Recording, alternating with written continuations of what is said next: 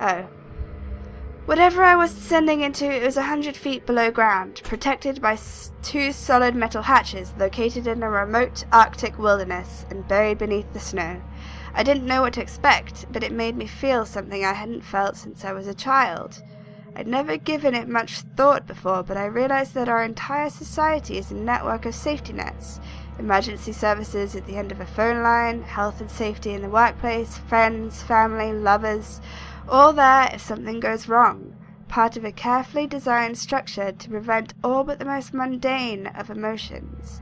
Once again, I felt like I did when I was in school, surrounded by a closing ring of older kids. Knowing anyone that might help me, friends, parents, teachers, were too scared or too far away.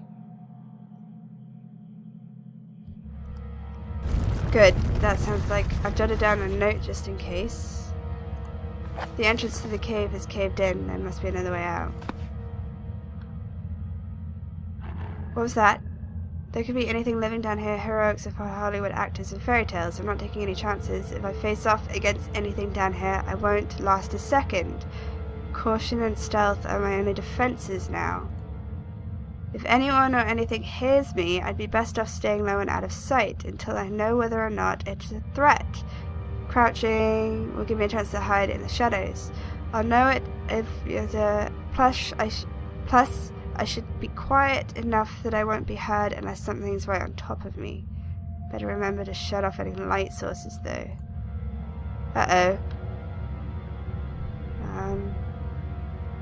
My best bet is to hide for a couple seconds or so perfectly still. That'll make me properly hidden. Wait, hold on. There we go. I just made it a little darker because I felt like it was way too late for what's probably going to happen. Like that, I'll be virtually invisible, and after some time I should get my night vision back, provided I stay still. What am I hiding from? Are you throwing something at me already? What is this? There's the explosives. Workshop. Okay, so we're here. So we need to go to office, storage, workshop. There's a thing with explosives, and then there's a bit that goes up. So there's 1, 2, 3, 4. Well, there's 1, 2, 3 doors, explosives, and a way up. I'm gonna forget that.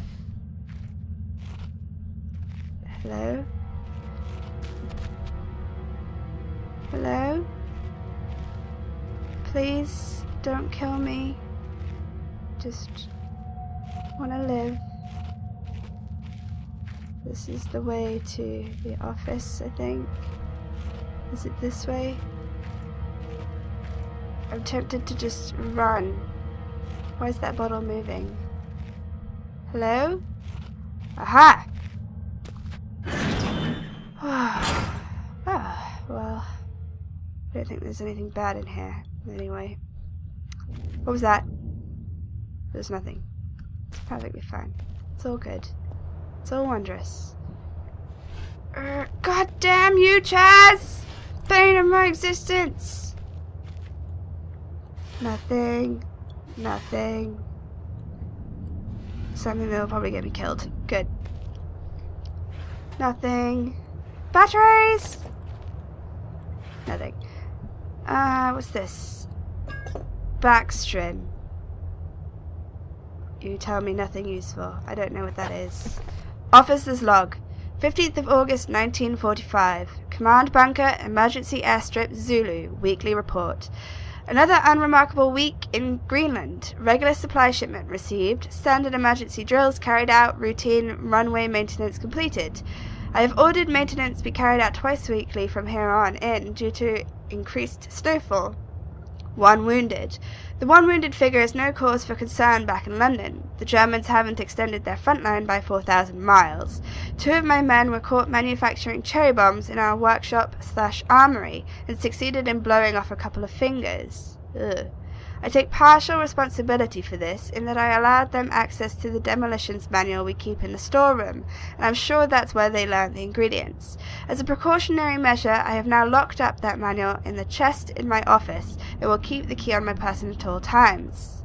Needless to say, both men have been disciplined, and the injured man has been sent home for medical care. I cannot help but think that a more suitable punishment would have been for him to stay here, but the matter is out of my hands. This base is so disconnected sometimes, I feel as if this war could end and we might not even hear about it out here. Supplies requisition order. Dynamite for excavation purposes. 7 bayonets, not necessary in my opinion, but procedure states we should have a full complement. 1 industrial ice pick for removing the damn ice that forms on the external hatch. 1 pair of reading glasses, category 7C. An order for myself. My glasses are in rather a poor state of repair and could do with replacing. Reconditioning of the mine continues to progress. The structure is being fortified from potential bomb damage, and excavation of previously caved-in areas is going ahead. One point of curiosity is some kind of archaeological find, an artifact buried in the earth and discovered by one of the work teams. Later this evening, after marshal duty, I shall take a closer look at the artifact. It appears to be man-made and may have working parts inside. I shall remove what looks like the front cover and see if I can't discover the source of the light which constantly emanates from it. Chief NCO M. Major. I guess that's this. I'll pick that up later. Copenhagen Post article. Copenhagen Post, Monday 17th August 1930. Psychotropic deposits at the bottom of Death Mine. Researchers at the University of Copenhagen have suggested that mind-altering chemicals naturally sown into the rock may be the cause of high suicide rates at a Greenland mine. Mind-altering chemicals sounds like that's not something that's not going to be very good for me. The university, which has recently been conducting studies into isolated communities, first became interested in the workers of the northwestern lead mine last year. Lead mine, even better. They discovered that even taking into account Greenland's naturally higher suicide rate, local figures for the last 100 years were abnormally high, at 46 deaths per 100,000 populace, compared to the national average of 29. On further investigation, experts diagnosed, in many of the miners, symptoms in common with the earlier stages of paranoid schizophrenia. Is that what we're going to come into contact with? Crazy miners? This has prompted researchers to hypothesize that natural deposits of lysergic acid, a pH 4 formula recently discovered to have hallucinogenic properties, may be present in the rocks. Or we're just going to hallucinate evil. Few locals were conducive to interview, but those who agreed to speak had their own explanation. Inuit spirits known as the Turn Gate live in the mountains. The university is awaiting the results of chemical testing. Studies continue. Well, based on that information, I propose we go deeper into the mine. Mahaha. Okay, nothing. Oh god. It was a terrible attempt to escape evil.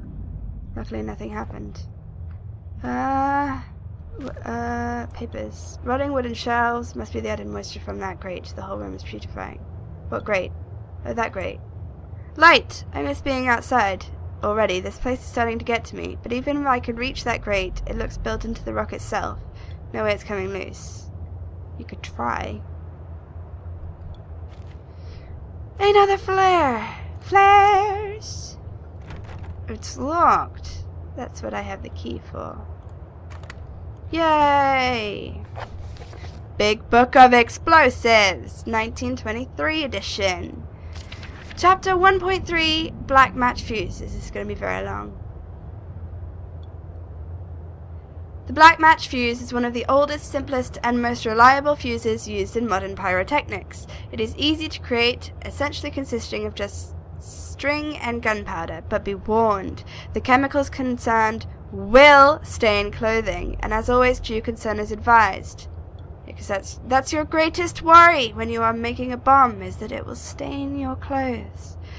Materials required: string, preferably cotton, black gunpowder, and backstring. So I guess we're going to be making this fuse then. The string should be coated with a thin layer of backstring, which acts as an adhesive. The string is then carefully rolled in the gunpowder and left to dry at least a couple of minutes before use. Okay.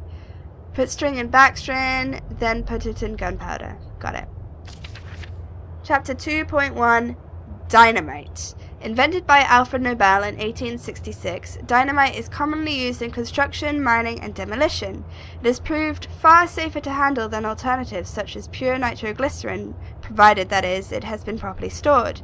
Over time, the explosive component of dynamite, supposedly made safe by the presence of the diatomaceous earth, has a tendency to weep, making an old box of the explosive liable to detonate on contact. Materials required: 1 part diatomaceous earth, 3 parts nitroglycerin, small amount of sodium carbonate. Text unreadable, and then simply form into short sticks and wrap in paper. Chapter 2.3 Trinitrotoluene, or TNT. TNT was first discovered in 1863 by German chemist Joseph Wilbrand, but it took some years before it yielded its true potential. This is because of the difficulty of making it explode and the lesser detonation in comparison to dynamite. The main advantage was discovered by the German Navy, who employed TNT's relative explosive stability in order to cause massive damage to British warships. Their torpedoes could be detonated inside a ship's armor, rather than exploding on contact as did other shells. Chapter 2.6 Armstrong's Mixture. Sorry. FMA flashbacks there. Armstrong's mixture is included in this book as more of a point of interest than as a viable chemical mix. The formula exists as somewhat of a legend in modern pyrotechnics, referenced by those knowledgeable enough to stay away from it as death mix. Its incredible volatility make it unsuitable for almost all potential applications. Then why are you telling me how to make it? Why don't you just lose that information, just not include it, and the knowledge will be lost in time, and then no one will make this. Materials required: red phosphorus and barium. This mixture can be carefully and slowly mixed to minimize risk to the chemist. Sulfur can substitute for some or all of the barium to slightly decrease sensitivity. Are we gonna have to make that highly explosive? What's this? Painkillers. I guess those heal me. What's this? Beef jerky? Beef jerky, not without aroma. I like jerky. That didn't really look like beef jerky though. Kind of just looked like a slab of meat. What was that? Oh, it was me. Ah, dear. Open this. More beef jerky. Do I need that for something in particular? Ooh, a typewriter. This typewriter dates back even further than the war, made in Germany in 1923. It's not that much before the war. Oh, we haven't done this. I've always wanted a typewriter. A man, an old man, clutching something unseen. He is strange, and yet he is no stranger. Never but seen before, still I know, this man before me is Howard. I call him father. What the hell? What just happened? I don't know if that was such a good idea. Well, tell me that before I do something. Honestly. Okay, let's go.